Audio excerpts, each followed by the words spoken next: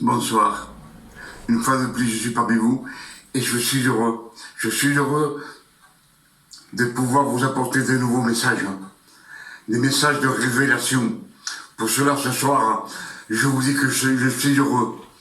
Parce que le Père éternel me donne le privilège de vous apporter des nouveaux messages sur les révélations, les choses cachées de ce monde, sur les Saintes Écritures. Je vous dis qu'en méditant les Saintes Écritures, à chaque fois je vous le dis, que le Père éternel nous parle. Pour cela, je vous demande d'être attentif. Soyez attentifs à la parole. Quand on est attentif, le Père éternel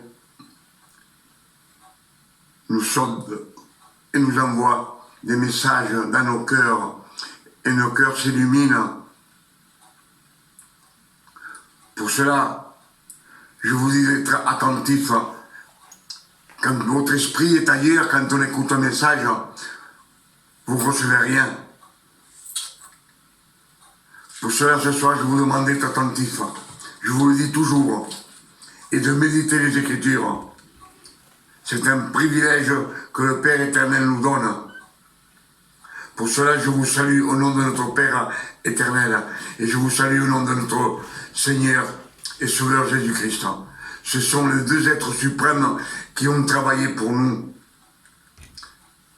Pendant des milliers d'années, ils travaillent encore pour pouvoir nous racheter de la mort.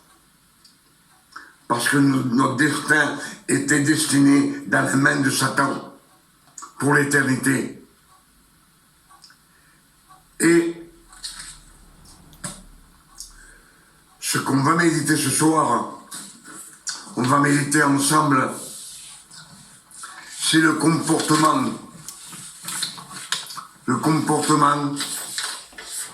d'un chrétien. Quand je parle d'un chrétien, c'est un fils de Dieu. C'est pas un serviteur. C'est pas un disciple. C'est un fils de Dieu. Les serviteurs et les disciples, c'était sous la loi. Et les serviteurs et les disciples, il arrivera un jour où ils doivent partir de la maison du Père. Il n'y a que le Fils qui reste. Pour cela,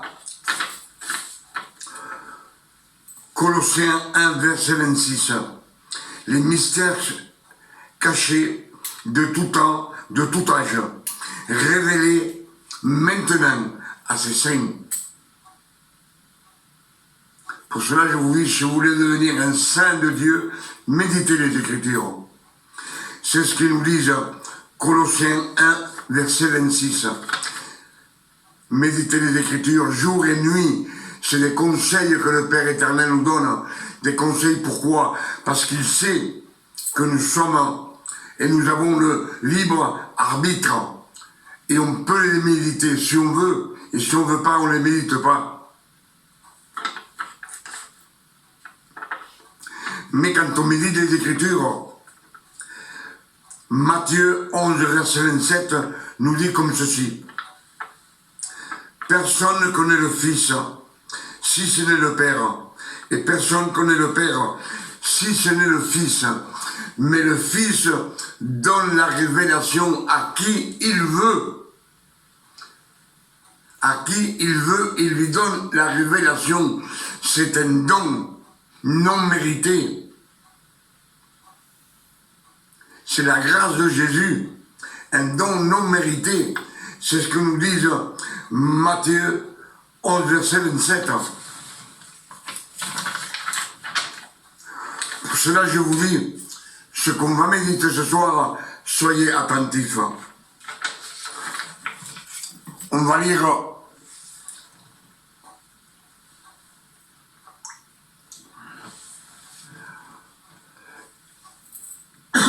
excusez-moi, il fait tellement chaud.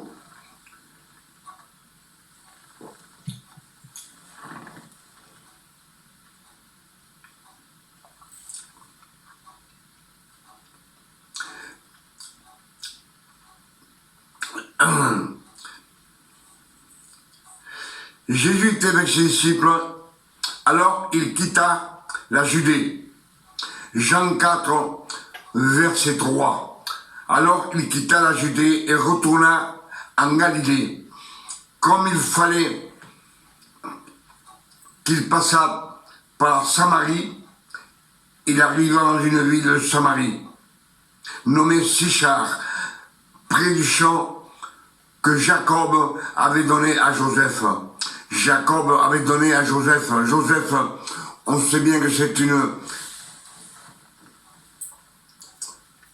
qui représente un peu Jésus dans les Écritures.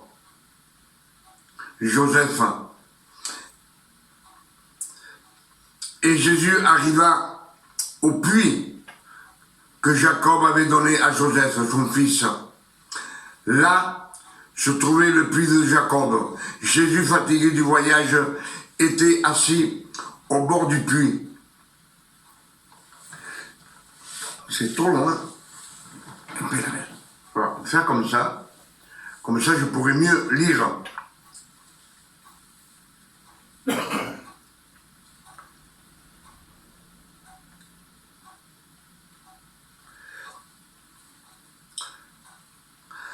On va reprendre. Là se trouvait le puits de Jacob. Jésus, fatigué du voyage, était assis au bord du puits. C'était environ la 6e heure.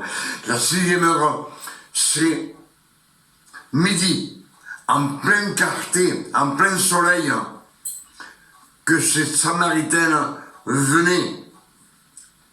À la 6e heure, en plein midi, une femme de Samarie vint puiser de l'eau. Jésus lui dit, donne-moi à boire. Car ses disciples étaient allés à la ville pour acheter des vivres. La femme samaritaine lui dit,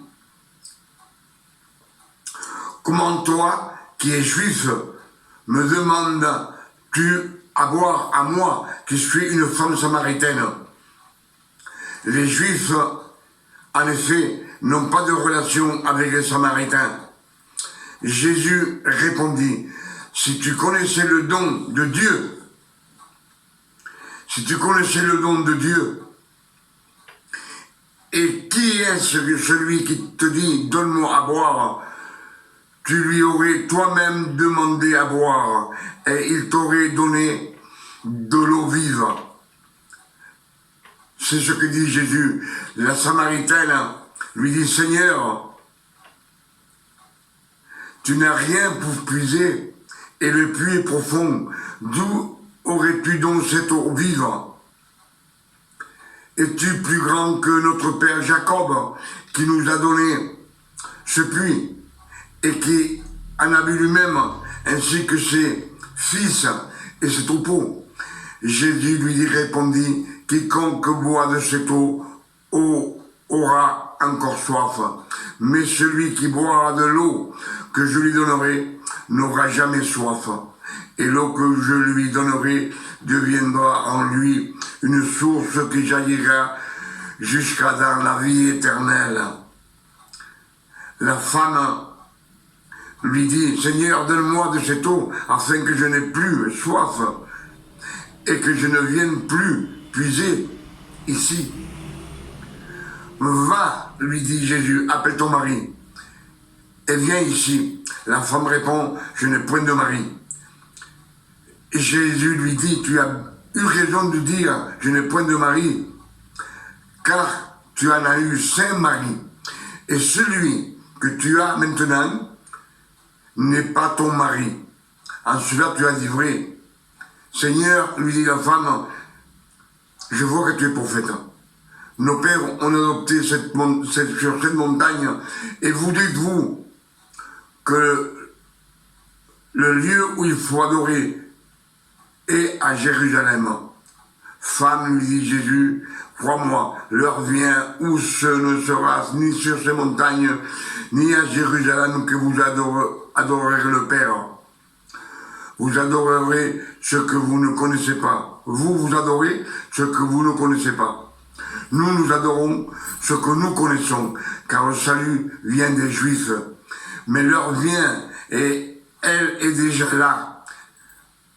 Elle est déjà venue l'heure où les vrais adorateurs adoreront le Père en esprit et en vérité, car ce sont là les adorateurs que le Père demande. Dieu est esprit, et il faut que ceux qui l'adorent en esprit et en vérité.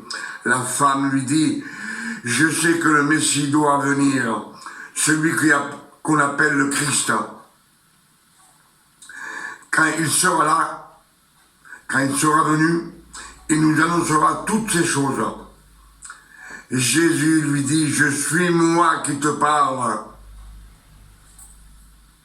Je suis moi qui te parle. Elle se déclare à la femme que c'est lui le Christ, que c'est lui le sauveur du monde, Jésus, le sauveur du monde, le Christ, le Fils de Dieu. À un instant, il se déclare à elle. Pourtant, elle ne le mérite pas, parce que c'est une pécheresse. On a bien entendu ces propos qu'on a lus.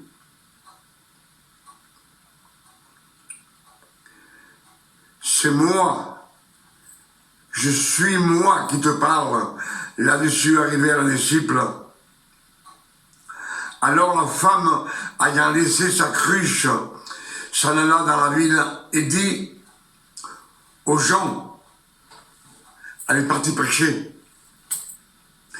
Elle a oublié sa cruche, elle n'en a plus besoin. Rien ne l'intéresse plus que prêcher la parole, que le Christ est venu.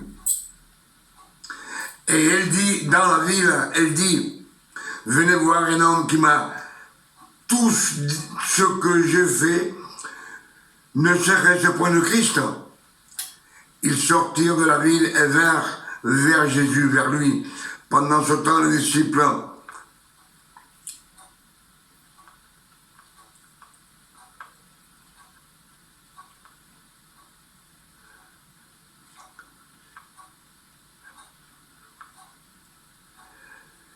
et la Samaritaine, elle vient au chapitre, je passe, c'est trop long.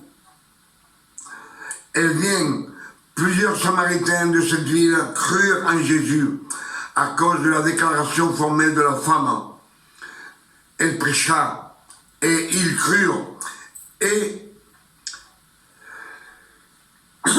il m'a dit que ce que j'ai fait, tout ce que j'ai fait dans ma vie, elle explique elle. Aussi, quand les Samaritains vinrent le trouver, ils le prièrent de rester auprès d'eux.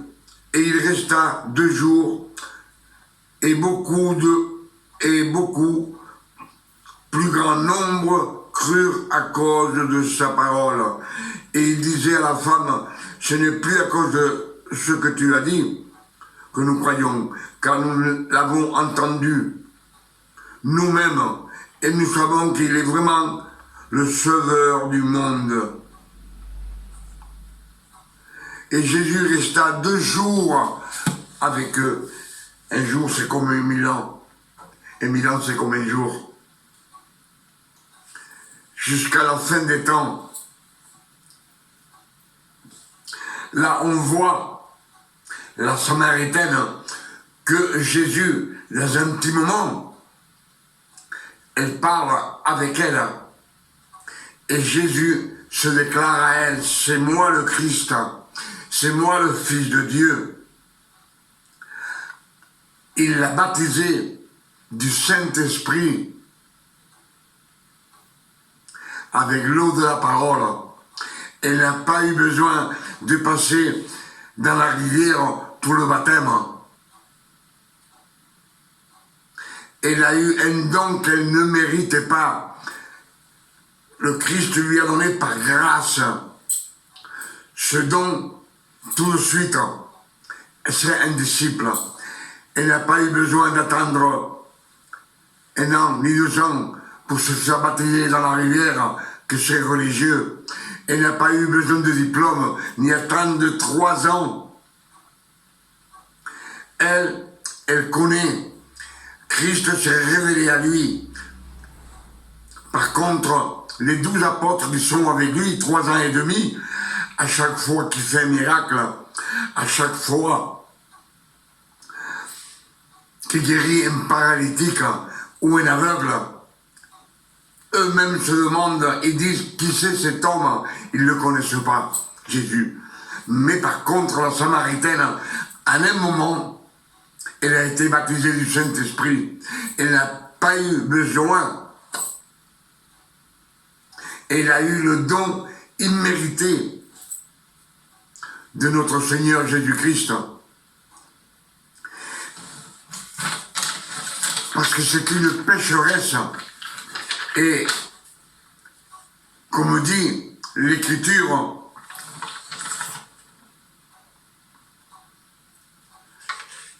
personne connaît le Fils si ce n'est le Père, et personne connaît le Père si ce n'est le Fils. Mais le Fils donne la connaissance à qui il veut. À qui il veut. C'est un don de grâce. Quand il guérit le lépreux ne le mérite pas non plus, c'est un pécheur. Mais c'est par grâce. Parce que Jésus veut, il le dit, je le veux, sois pur.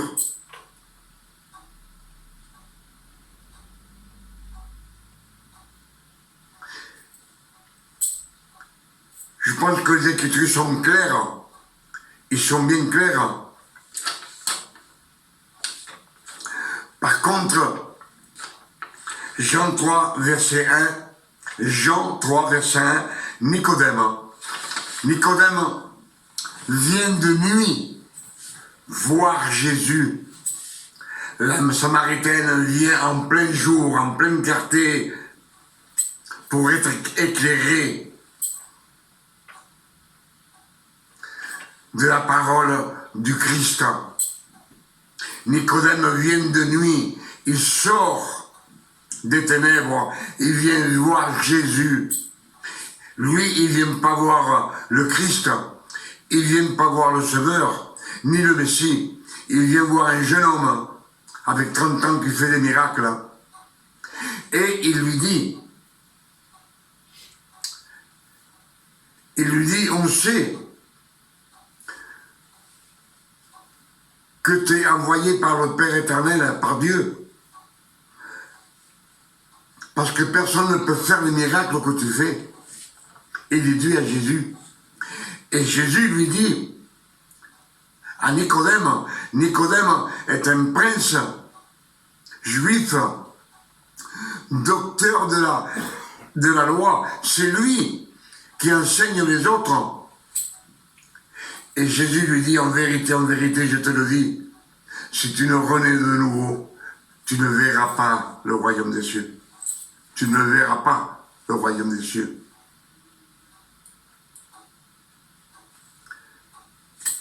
Et Nicodème dit, comment un homme qui est vieux peut renaître de nouveau? Il peut rentrer dans le ventre de sa mère. Et Jésus lui dit, en vérité, je te le dis, si tu ne nais d'eau et d'esprit, tu ne rentreras pas au royaume des cieux.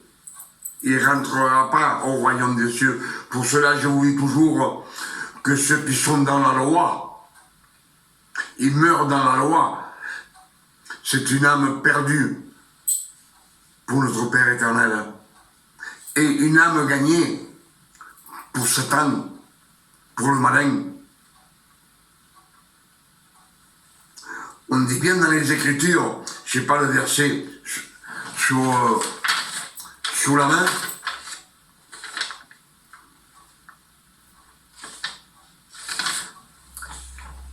il dit comme ceci.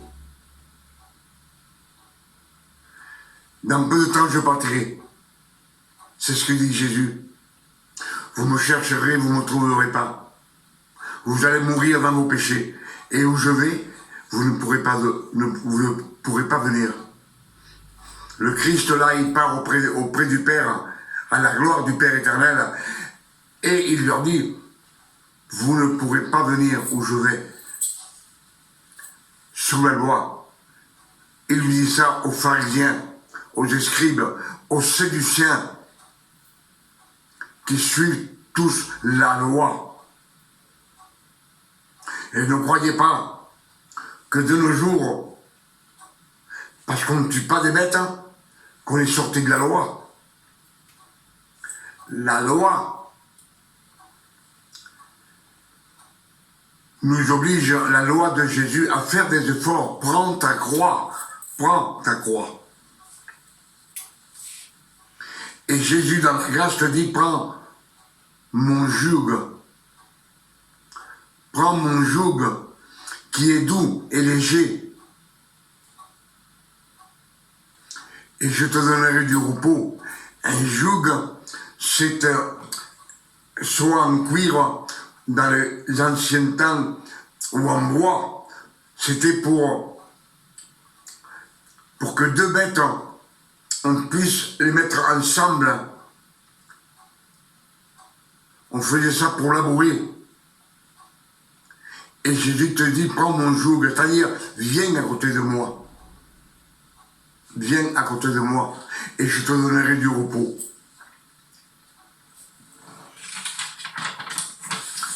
Alors, quand on pense que Jésus est mort sur une croix,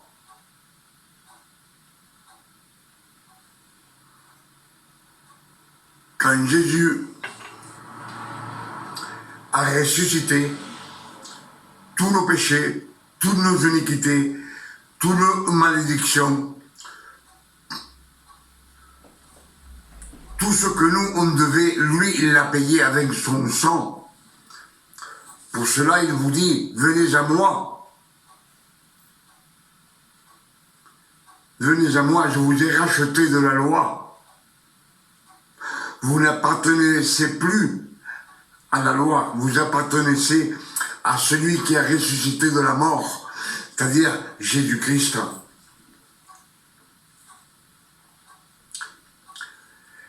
Et alors le comportement que je viens pour dire, le comportement d'un chrétien, un chrétien, à ce que je vois de nos jours, le Christ, quand il est parti, il dit comme ceci aux disciples, allez par tout le monde et faites des disciples de tout le monde, de tout le monde, de toutes les nations, faites des disciples.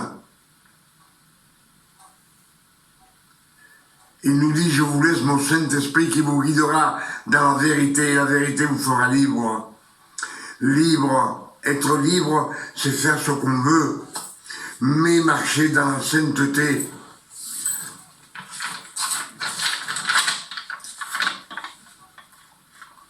Luc 10, verset 1.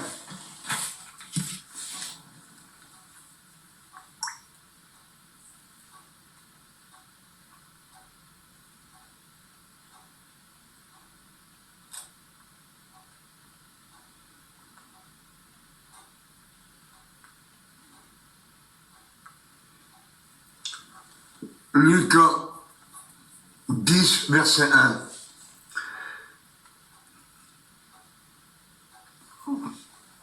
Jésus dit, après cela, le Seigneur, parce qu'il nous dit, les versets, Matthieu 10, verset 5, il dit, Jésus prit les 12 apôtres et il leur dit, allez vers les païens.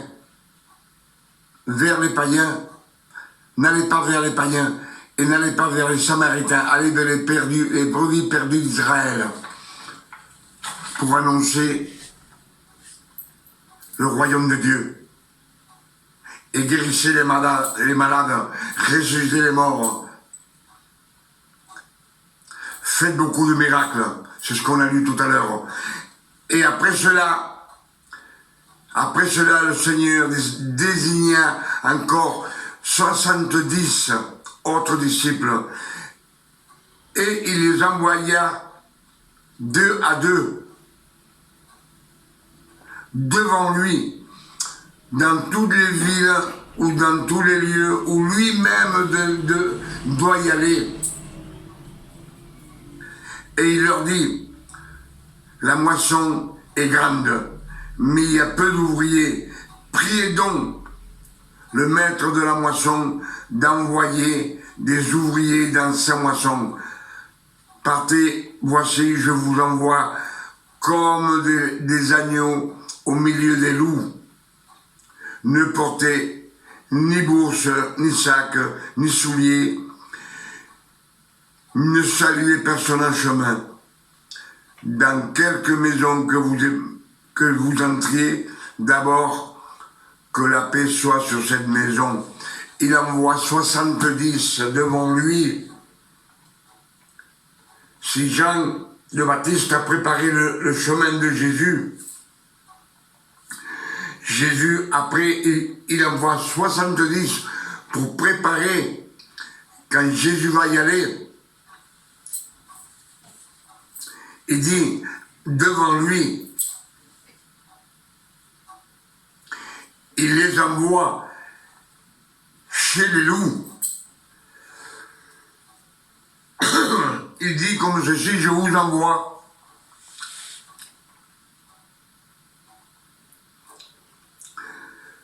comme des agneaux au milieu des loups. Donc, ce que je vois, c'est que Jésus envoie ses 18 disciples, il les envoie au monde entier, partout, pour faire des disciples.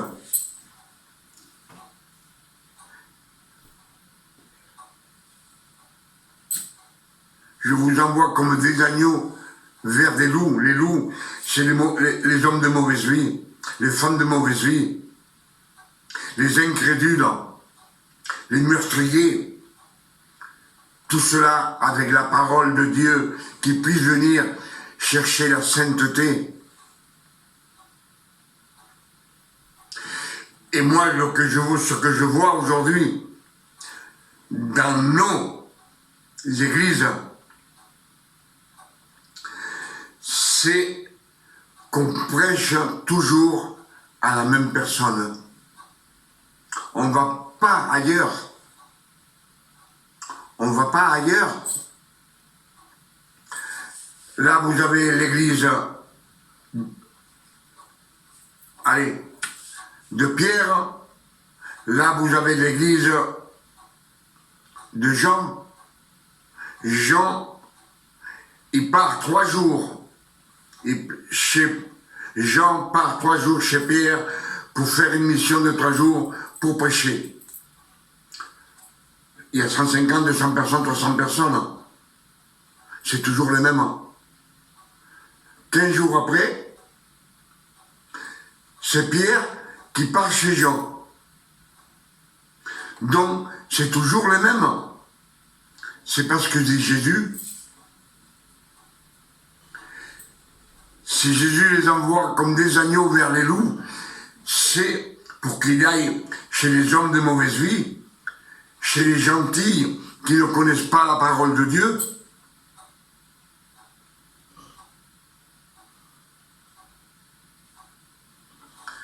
Et je pense que ce n'est pas la volonté du Père éternel, ce n'est pas la volonté de Jésus.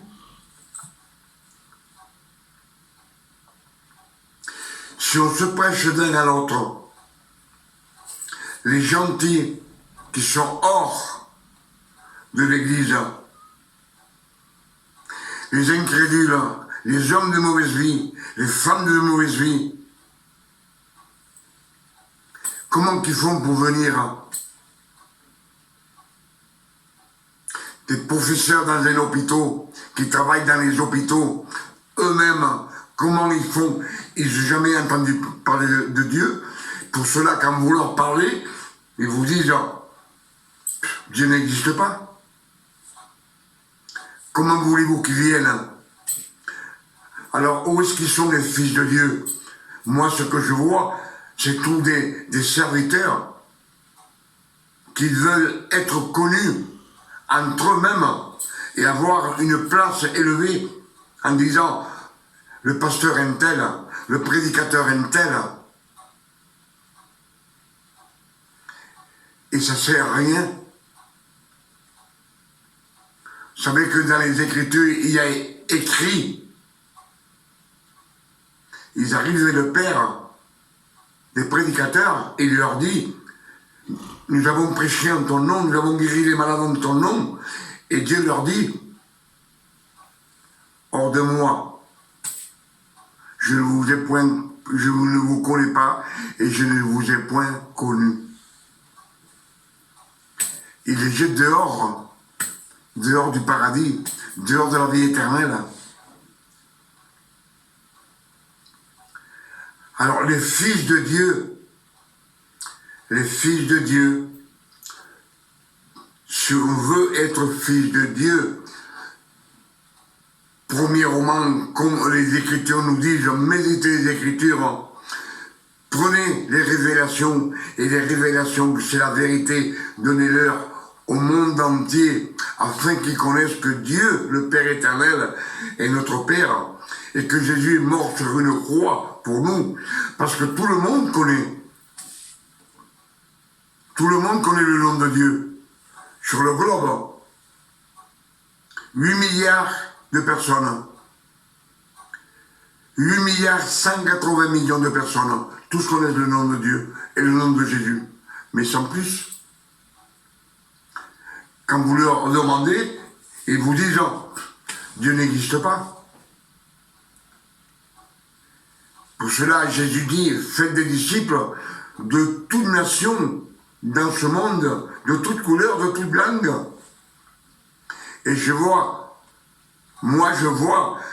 que dans nos églises, c'est toujours la même personne qui reçoit une parole. Et en plus, mélangeant la loi avec la grâce que le Père éternel ne veut pas. Si Dieu nous dit qu'il a envoyé son Fils né d'une femme née sous la loi, afin qu'il rachetât tous ceux qui sont sous la loi, c'est qu'il nous a rachetés. Mais comme on a le libre arbitre, on peut sortir de la loi ou ne pas sortir. Il y en a qui sont dominés par la loi.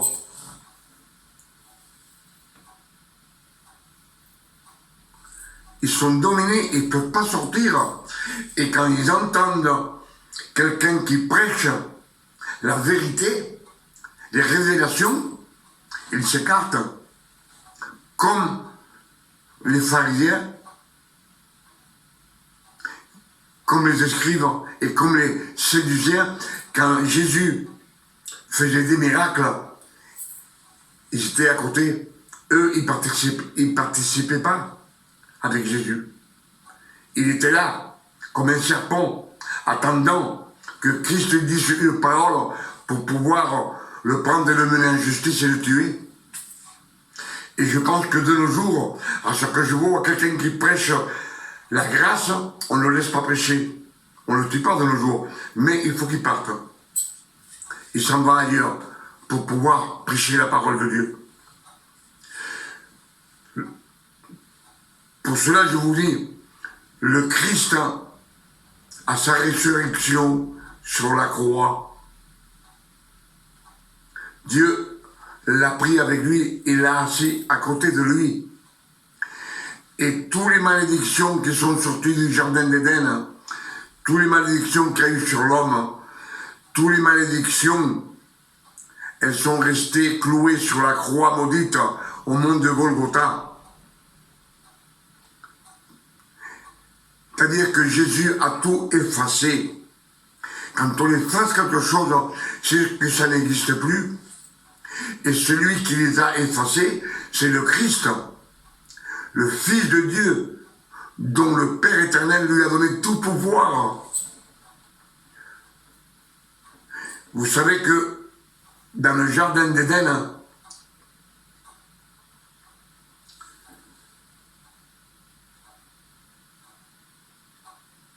le Père éternel dit à l'homme, parce qu'il avait péché, tu es poussière et tu retourneras à la poussière. eh bien cette malédiction, le Christ l'a cloué sur la croix et il l'a effacé, il n'y a plus rien. Pour cela, dans l'Apocalypse, on dit qu'au son de la trompette, les morts en Christ ressusciteront, pas ceux de la loi, pas les incrédules. Il faut qu'ils viennent à Jésus. Mais eux, pour qu'ils viennent à Jésus, il faut que nous, on leur donne la solution de croire au Père éternel. Pour cela, il nous dit bien qu'au son de la trompette, les morts en Christ, ils vont ressusciter. Et nous, qui sommes là, en un clin d'œil, le Père éternel nous donnera un corps incorruptible, plein de grâce, plein de gloire, et nous rejoindrons Jésus dans les nuées du ciel, et notre corps il tournera plus à la poussière. Ce corps ne connaîtra pas la poussière. Nous sommes des fils de Dieu, frères en Christ. Quand le Christ est ressuscité, il est parti à la gloire de notre Père éternel, et son corps n'est pas tombé dans la poussière. Il n'y a que les vêtements qui sont restés. Et nous sommes fils de Dieu, frères en Christ. Pour cela, il nous dit, en un clin d'œil, nous rejoindrons le Père éternel. Notre corps ne restera pas là. Notre corps ne tombera pas en poussière. C'est ce que nous disent les Écritures. Et les Écritures, c'est la parole de Dieu, c'est la vérité. Il n'y a pas une autre vérité. La seule vérité, c'est la Sainte Bible. C'est la parole de Dieu. Ce que je suis en train de vous prêcher, moi, c'est pas que je vous dis quelque chose, je vous lis les Écritures et vous les écoutez comme moi. Tous les versets qu'on a lus, ils nous disent ce que Christ a fait et ce que Christ veut pour nous. Tel il est dans le ciel, tel il est, tel nous sommes dans ce monde, comme lui.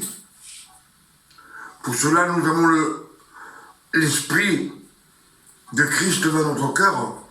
C'est lui qui nous illumine quand on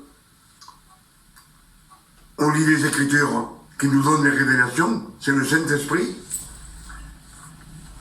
Je pense que c'est clair ce qu'on est en train de méditer ensemble et ce que je vous ai dit.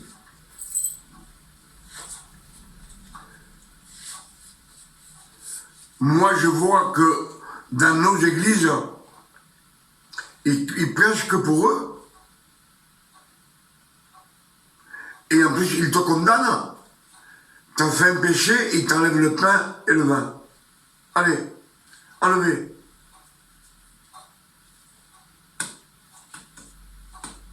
Si tu danses, t'es arrêté. Eux, ils commandent. Sachant que c'est pas dans les Écritures.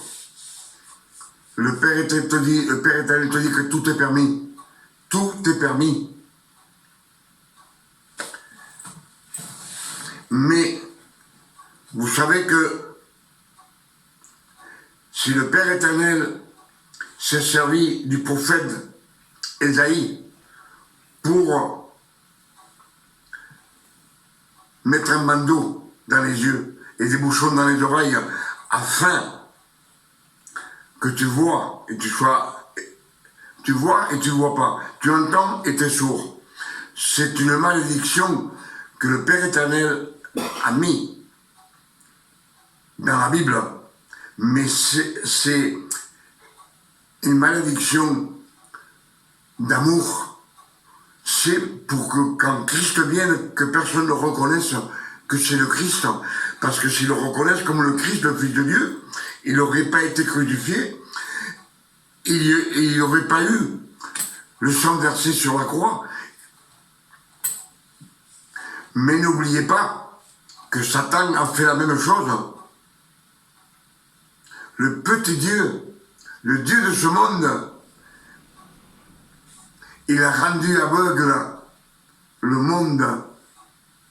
Il a rendu aveugle afin qu'il ne voie pas la grâce de Dieu qui représente Jésus. Je pense qu'on a médité beaucoup de choses ensemble. Ce qu'on a écouté, vous l'avez écouté comme moi. On dit souvent que dans la Bible, c'est des fausses doctrines. Mais je pense que tout ce qu'on lit, que moi je vous montre, c'est ce que Paul et Pierre ont prêché à la fin de leur vie. Et Pierre et Paul, c'était deux colonnes pour Jésus. C'est la seule vérité. Le reste qu'on nous a appris pendant des années, ça n'a aucune valeur. Je vois que le monde entier, ils s'appellent tous des chrétiens. Les curés, c'est des chrétiens aussi. Les témoins de Jéhovah, c'est des chrétiens. Mais on sait bien que tous, ils veulent avoir une place, y être vus, être élevés par les hommes.